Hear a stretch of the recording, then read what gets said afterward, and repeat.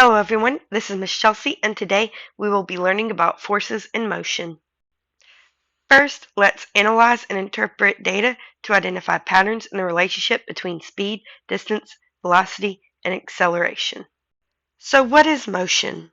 Motion is a change in position over time.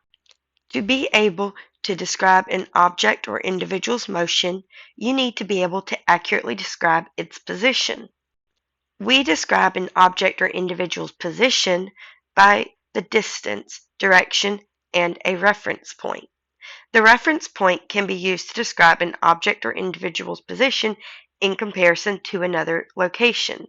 For example, if the ball rolled towards the red car, then the red car is the reference point.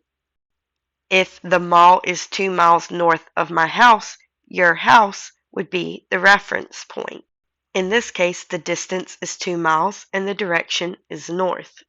Sometimes we do not list a reference point, but it is implied. For example, I walked 2 steps to the right and 5 steps to the north. In this example, the reference point is whatever position you started in.